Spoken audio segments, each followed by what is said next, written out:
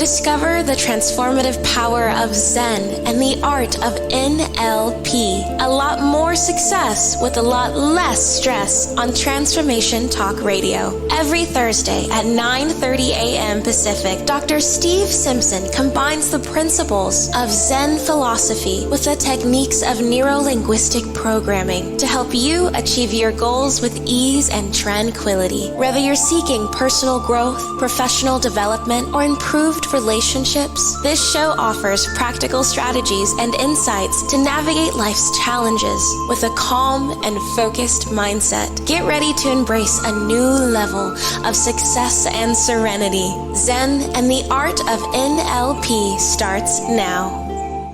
Hello everyone, it certainly does start now, because today we're diving into a topic that's not only fascinating, but also highly relevant to our journey of personal development. It's about a gift that we all possess, and yet we often overlook: synchronicity. I'm Dr. Steve Simpson, and you are listening to Zen and the Art of NLP on Transformation Talk Radio. Today's headline topic is the power of synchronicity, how to put luck on your side, and don't we want more of that? Do you know what author David Richo thought about synchronicity? We do not create our destiny, we participate in its unfolding. Synchronicity works as a catalyst towards the working out of that destiny. The second of the three quotes this week. Do you know what author Steve Maraboli thought about synchronicity? When you stop existing and start truly living, each moment of the day comes alive with the wonder and synchronicity. And do you know what psychologist Carl Jung thought about synchronicity? Well, he should know. Synchronicity is an ever-present reality for those who have eyes to see. And the source of these three inspirational quotes is from goodreads.com. Stay with us for the next 30 minutes and let us help you experience that sweet spot of mind, body, and soul to embrace a new level of success and serenity, helping you achieve a lot more success with a lot less stress. Today, you'll learn how to turbocharge your power of synchronicity, the source of abundant health, wealth, and happiness in all of its various forms. Synchronicity is a word to describe two or more events occurring closely together in time that do not appear to be causally related. Carl Jung coined the word in the 1950s, although he had been working on this concept for much longer, probably at least 20 years. It's the feeling that a coincidence is more than just luck, that it's a nudge, an affirmation, or perhaps a call to action that can help us. Please post your questions and comments, and I'll do my best to answer them in the final part of the show.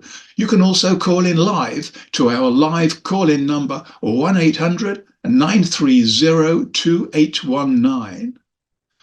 Now, if you're feeling frustrated because you don't seem to achieve what you deserve from life when others do, the chances are that you're being distracted by information overload. Remember that synchronicity is an ever-present reality for those who have eyes to see. And step one to fix this block is understanding what people mean when they discuss synchronicities. Step two is recognizing different examples of synchronicities. And step three, the important one, is learning to ditch the rubbish, open your eyes, and see those ever-present synchronicities dangling right in front of your eyes. But trust me, this is a lot easier than it might sound. So you're not recognizing synchronicities because you've forgotten or never known how to open your eyes. And as we mentioned just a minute ago, step one to fix this is understanding what people mean when they discuss synchronicities. Let's go back to Carl Jung. He saw synchronicity as a way of understanding the psyche and the world around us. He believed these meaningful coincidences, as he called them, or falling together in time. What on earth does that mean? It could, anyway, either of these, both of these, could point to a deeper order in the universe that science hadn't yet fully explained. And was he hinting about possible parallel dimensions? I have a feeling that he might have been. Here are some critical aspects of synchronicity to consider. Synchronicity goes beyond everyday coincidence. It's about coincidences that resonate with us profoundly and feel significant in ways we struggle to explain. Events aren't seen as causally linked. However, there's a sense of an underlying connection that is linked and defies conventional explanation. Jung believed synchronicity could bridge the gap between our internal thoughts and feelings and the external world. He explored these views with several quantum physicists, including Einstein and Wolfgang Pauli. And while Einstein had his doubts, Jung and Pauli, they worked together for many years to develop a unified quantum theory of the universe to explain synchronicity. And let's remember, Pauli had won the Nobel Prize in quantum physics, and he might even had another, I can't remember. Anyway, let's move on to step 2, which is recognizing different examples of synchronicities. It could be, here are just a few. It could be dreaming about someone and then you unexpectedly bump into later that day. It could be reading a book about a specific topic and then hearing about that same topic on TV or radio or in conversation shortly after, maybe sometimes several times. Or it could be seeing the same number or word sequence repeating several times over a short period. It could be seeing the same person pop up on social media in all kinds of different contexts and settings. And as we mentioned, before you learn how to ditch the rubbish, open your eyes and see those ever-present synchronicities that we'll discuss in step 3, let's highlight some of the benefits of embracing the concept of synchronicity that could be waiting for you and are definitely worth your time spent considering. Synchronicity can help generate new out-of-the-box ideas and solutions to problems. We all need that, don't we? Some problems disappear or are resolved by other people or events. None of us like to feel alone, and the most significant punishment in nature is banishment. Most people find it very comforting to think that there's a higher order and meaning to life and that they're being guided along the path. The benefit of stress reduction is very similar to the increased confidence that we discussed previously. Once we recognize that we're not in control and we can let go, it can be a very calming experience with a beautiful feeling that those invisible giants are now on our side. And I've been so lucky to have had so many synchronicities in my life. And looking back, I can't believe how lucky I was in the early days of my new career. There were 3 synchronicities that manifested when I needed them most, almost from the beginning. In fact, it was from the beginning, because my first client was a female golfer who felt that she was much better than her scores would indicate, and she wanted a session with me. I was obviously a bit nervous about this, my first client, and if this had gone wrong, I'd have probably given up, but fortunately it didn't. She said, "Do I need to bring anything with me or make any preparation?" I said, "Yeah, bring a pitching wedge." That's a kind of a golf club. So she came armed with a pitching wedge, and we sat in my conservatory there and were enjoying the garden. And we spoke for about an hour or so, and I was practicing my newfound hypnotic techniques. And we did a bit of closed eye work and a bit of visualization, and I don't remember anything else. But what I do remember is that a few weeks later, this same lady got in touch with me and said, "You'll never guess what's happened." And I thought, I bet she's won a golf competition. No, she had scored a hole-in-one in a big golf competition. Now, if you're not a golfer, let me just tell you, this is a once-in-a-lifetime result if you're lucky. And there are many great golfers who've never had one at all. But it didn't end there, because then she got a second one. And within 3 months of that consultation, she had 3 holes in one. Now, that was incredible. And at that time, by synchronicity, I was swapping emails with one of the top coaches in the States. And I told him about this, and he replied back immediately. He said, Steve, you've got to get over here. Let's spend a few days talking about the work that you're doing. And that's what I did do.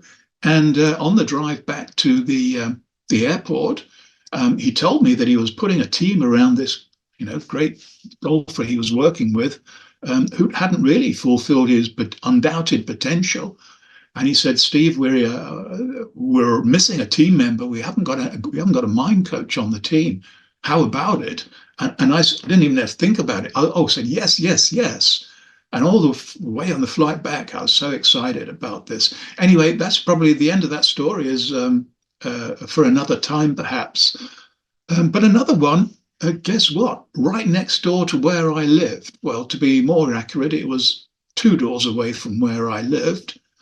There was a 13-year-old boy who was sports mad, and his mother knew the kind of work that I was doing, and she was very open to this kind of thing. And she said, would you mind if he came round to see you and had a chat? So I said, yeah, fine. And, I expected mum and kid to turn up at the same time. But no, this 13-year-old came up on his own, knocked on the door, went straight back into the same conservatory, sat down, and we had a great chat. He told me about all the cricket coaching he was doing and, what he wanted to achieve. And we talked about the difference. At that time, he felt a bit intimidated playing in matches because he was already at an elite level, and he felt that the others were better than him. But he loved practice because there was no pressure there, and he could do all kinds of things with the ball that most other people couldn't, particularly at his age. Well, the upshot from that is that a few years later, he was playing in the England cricket team, and he still is, and he's certainly one of the stars. And I feel very proud, for him, and privileged to have been able to work with him, when he was a kid. The other thing that was a real break for me was, at that time, audiobooks were, getting very popular on iTunes. And in a burst of creative energy, I wrote and recorded 7. And I had this meeting with the agents, with my agent and with the publishing company. And they said, we love 6 of these. There's one we don't want. And it's the one called Zen Hypnosis Confidence. They said, we don't like the title. It's too clunky. The word Zen's going to put people off. The word hypnosis is going to put people off. The only word we like is confidence. So we're, unfortunately, sorry to disappoint you, we're not publishing that. So I said, well, look, I'm sorry, but that's the first one that I recorded. I liked that the most. And I must have been stroppy this day. Maybe I couldn't sleep. And I said, and if, in that case, I don't want you to publish any. So my agent kicked me under the table. They were a bit aghast. They had a look at each other and they said, okay, well, I'll tell you what, we'll publish it, but don't say we haven't told you. You can expect some pretty bad reviews. And they were right, actually, because the first one was really bad. But the ones after weren't. And within a month, this audiobook they didn't want was #1 in the charts, not just in self-development, but in everything. And it stayed there almost every week for the next 2 or 3 years. And then for some strange reason, iTunes lost all of the fantastic reviews it had. And so then it slipped down the charts. So then I did pull them all off. And so, all my audiobooks, they're now on, only on my audiobook. And anyway, I could give you a couple of others. Anyway, I think, that's for the moment. That's for the moment. I might get onto, perhaps the other story later on the show. But just to remind you, you're listening to Zen and the Art of NLP with Dr. Steve Simpson. We're going to take a swift break. But before we do that, take a moment to think about these 3 questions. They're the same ones I ask every week, and that's because I think they're important. What is the one thing that you desire the most? What's the one thing that's stopping you from achieving it? And what's the one thing that you want to share with others? And this is the big one, to share with others. Have a little think about that. And when we return for step 3, we're going to learn how to ditch the rubbish, open those eyes, our eyes, and see those ever-present synchronicities that Carl Jung considered transformational. helping you achieve a lot more success with a lot less stress. Stay tuned. We will be right back.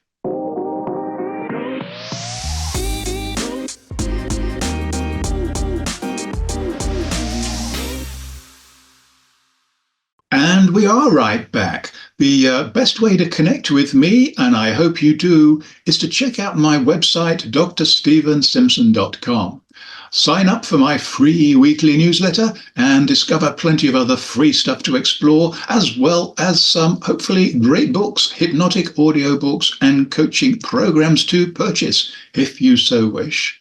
And I can confidently, as you would expect, recommend the Hypnotic Ring of Confidence audiobook, which comes with 28-day email support. Yes, that means you'll get a reply from me. I don't subcontract this work to anybody else. You'll get my personal attention and motivation for 28 days so that you're not alone on your journey, who would want to be. The Hypnotic Ring of Confidence can be applied to absolutely anything and anyone. And it's had some rave reviews since its release in 2022. That was the last one I've made. And at the moment, I have no plans for making any more. Back to step 3. It's learning how to ditch the rubbish, open your eyes and see those ever-present synchronicities that are dangling right in front of them. Ditching the rubbish. The scientists tell us that we have 70,000 thoughts a day. I don't know how they counted those, but I wouldn't be surprised if it's a lot more than that. But anyway, it doesn't matter. The problem with that is that they also told us we can only think about 7 things at a time. So if they're right, then we are in danger of severe information overload. Our brain is not designed to handle all that stuff going round and round up here in our headspace. Now, pay attention to your feelings.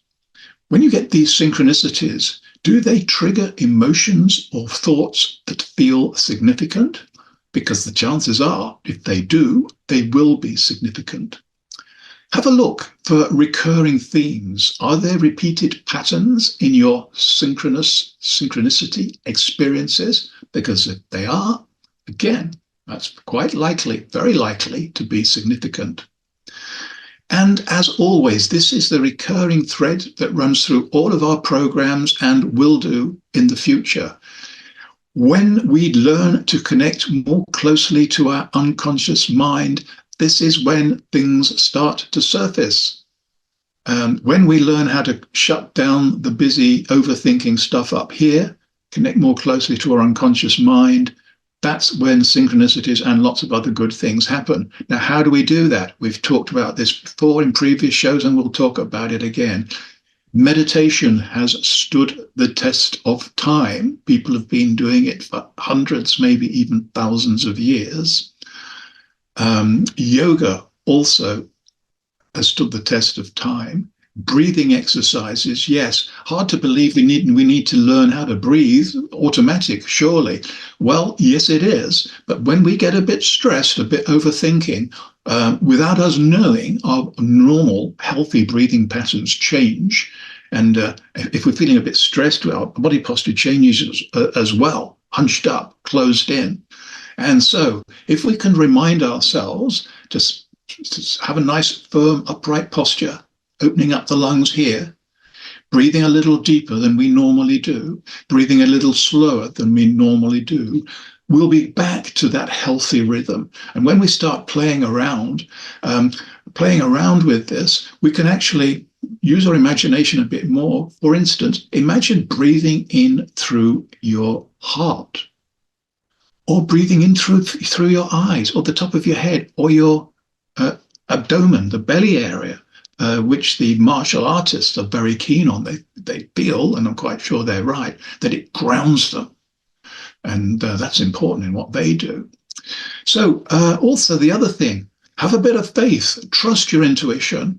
Ultimately, how you interpret synchronicities as they occur to you, it's part of your personal journey. I don't think anybody can help you with that, although you can certainly discuss it with people. This is pretty important. Keep a daily journal of synchronicities as they arise. Yeah, I know that's a bit of a hassle, but it only takes a few seconds a day. So every day, write down synchronicities that happened, even if you don't know what they mean.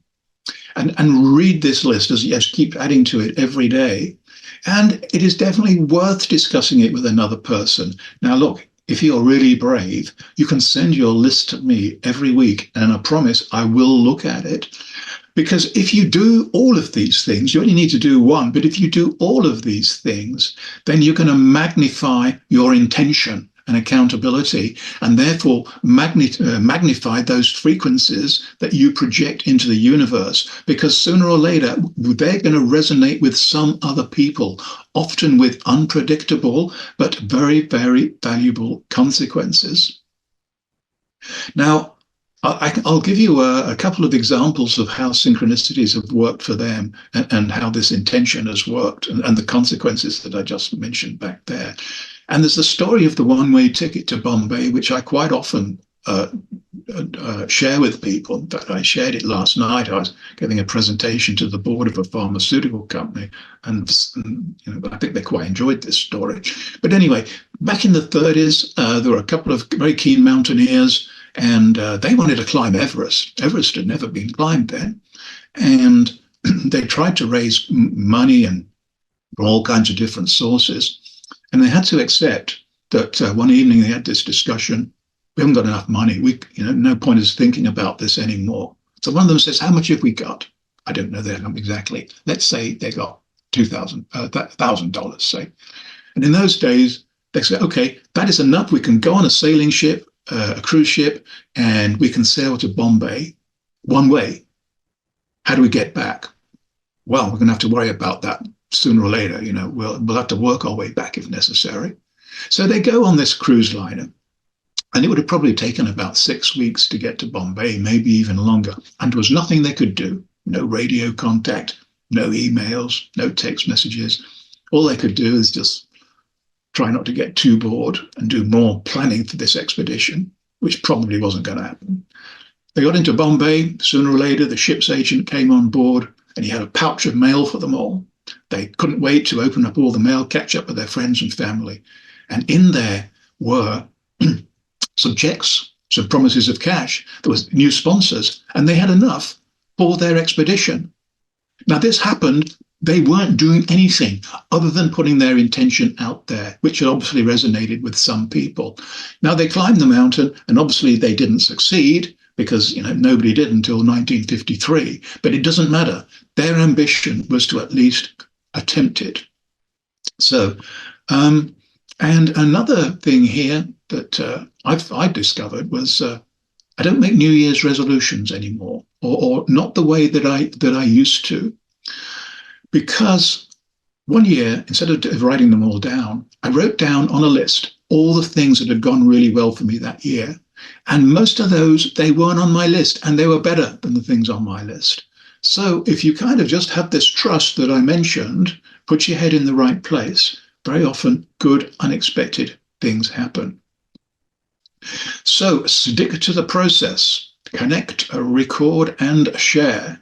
Do this for 28 days, and it'll become an automatic process and help create self-fulfilling prophecies. And because this process is so simple, don't underestimate its power to achieve success in many ways. I've got 2 or 3 questions here. I've probably only just got time for one. So Petra from LA, you get your question read out. Is synchronicity related to the law of attraction? Good point. And I would say, in my humble opinion, that yes, it is, because law of attraction is visualizing what you want to achieve, putting those frequencies out there. And so, yeah, and pretty much synchronicity is very much the same. So now it's time for my favorite bit of the show, because it means we're going towards the end, and I try to save the best for last, or the most helpful anyway. And it's the Zen and the Art of NLP top tip of the week. Look for recurring themes. Are there repeated patterns in your synchronous experiences? If so, this message is fighting to reach your conscious mind and demands your attention. This is the easy way to achieve a lot more success with a lot less stress. Thanks for joining us today. We've got a great program lined up for you on the same day at the same time and at the same place next week. Be there and invite all your friends and family and everybody else too. Even the people you don't like. Who knows? You might even get to like them. So let's all raise the vibration of our world to a higher frequency, because it certainly needs it. And finally, don't forget to check out my website, drstephensimpson.com. Sign up for my free weekly newsletter and discover plenty of other great stuff too. That's enough for now. Goodbye for now, and I'll see you next week. We hope. You have been listening to the Zen and Art of NLP. A lot more success with a lot less stress. Tune in every Thursday at 9:30 a.m. Pacific on Transformation Talk Radio as we dive into the depths of your unconscious mind and awaken your intuition, unlocking hidden talents and supercharging your personal and professional relationships. Continue embarking on a stress-free journey towards unparalleled success by subscribing to future episodes and stay updated on the latest content. Easily share these captivating shows with your loved ones and create meaningful connections. Book a personal session with Dr. Steve Simpson to delve deeper into the topics that resonate with you. You can visit his website at drstephensimpson.com.